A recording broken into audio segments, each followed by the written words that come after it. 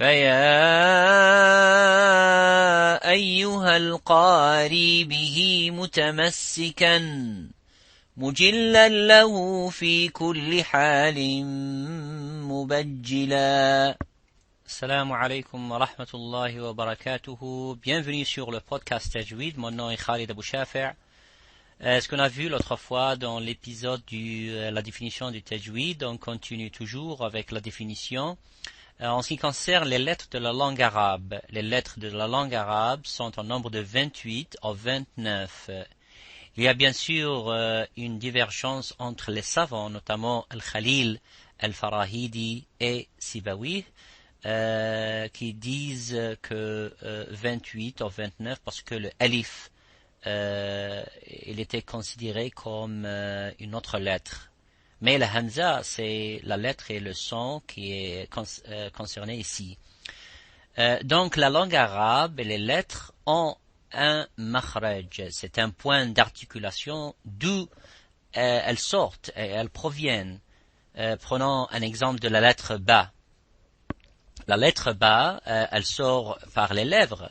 Comment sait-on cela? Eh bien, les savants et les ulama se sont exercés et ont expérimenté avec leurs lèvres en mettant le soukoun sur la lettre ba et en faisant précéder la lettre par le hamza, ce qui donne ab ou ab. Le son du ba se termine par la fermeture des lèvres, c'est ainsi qui est généré le son de la lettre ba, mais l'écho qui l'accompagne et qui ressort avec cette lettre est ce qu'il en appelle sifa ou sifat. Donc le makhraj, le point d'articulation de la lettre est de savoir quel endroit la lettre où le son sort, où commence, et l'attribut, c'est son écho, c'est-à-dire c'est une lettre ayant un son de nature aiguë, grave, emphatique, etc. C'est ce qu'on appelle sifa, ou l'attribut ou attribut des lettres. Ces sifat, ou les attributs des lettres, nous étudierons plus en détail la prochaine, Inch'Allah, aussi sur les makharij et les sifat. Mais pour en revenir au point de tajwid, c'est de connaître le makharaj de la lettre et du son. Ainsi, la lettre ba est prononcée par le bout des lèvres si on dit ab. Mais quel est son attribut? Son attribut, c'est la qalqala. Bien sûr, il y a plusieurs attributs sur la lettre ba, mais en prenant un exemple de la qalqala. C'est la qalqala qui confère ce retentissement ab, à la al-wahhab, et ainsi de suite. On a parlé aussi des makharij et des sifat. Voyons maintenant qu'est-ce que ça veut dire rasmul Qur'an. La première des choses, on a parlé dans la définition du tajwid, le makhraj, le sifa, et maintenant rasmul Qur'an. Rasmul Qur'an est le script du Qur'an, la manière dont il a été écrit à l'époque de Uthman radiyallahu ta'ala anhu, au début de l'islam. En fait, le Qur'an était écrit sans voyelle, sans accent, c'est-à-dire sans shakl. Il n'y avait pas de fatha, il n'y avait pas de damma, il n'y avait pas de kasra, ou les points, le nuqat, ou la shadda, par exemple.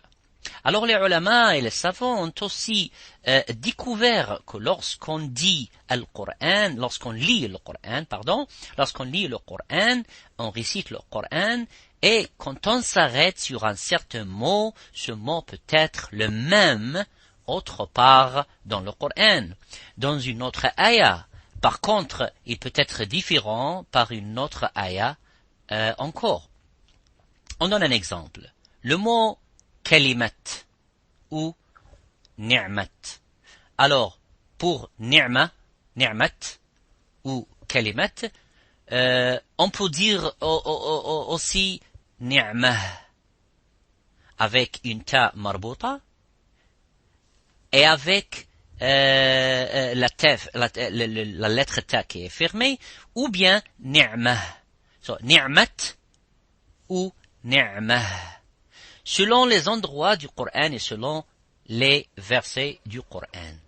Ceci est ce que l'on nomme les ulama rasm al-Qur'an, savoir comment le alif était écrit, comment prononcer la lettre ya, ou l'alif al-maqsoura. En fait, parfois, on dit que yuhyi avec un mad, un allongement du mad, du ya, et parfois on dit yuhyi. Et l'écriture, le script c'est le même, mais yuhyi et yuhyi, ou yuhyi, ce n'est pas le même dans la prononciation, l'écriture c'est la même. On ne allonge pas yuhyi. Il faut donc connaître Rasmul Qur'an, car cela permet de savoir comment commencer les mots dans le Qur'an al-Karim. Alors maintenant, le waqf. Qu'est-ce que c'est le waqf? Ou qu'est-ce que c'est l'ibtida? Le mot arabe ibtida signifie commencer. En ce qui nous concerne, il s'agit de savoir comment commencer les mots dans le Coran. Ça peut être un cheikh qui demande de son élève de lire et de citer un vers du Coran, puis après il lui le demande d'y arrêter à certains versets du Coran. Dans ce cas, ça peut se faire en connaissant les symboles grammaticaux des mots. Comment on commence un mot? Comment on s'arrête à un mot? Des fois, le cheikh, il appelle un étudiant ou il te demande de lire Surat al-Fatiha, puis après il te demande d'arrêter sur le mot ad-din, Maliki yawmiddin, ou Maliki, Malik, avec du soukoun. Alors, nous verrons tout cela plus tard, Inch'Allah, dans les techniques et les astuces à un niveau plus avancé dans le chapitre 2, Waqf et l'Ibtida. Pour le moment, nous parlons du Waqf. Voici un exemple simple de Waqf. Chaque musulman, lorsqu'il lit le Coran, devrait savoir comment s'arrêter.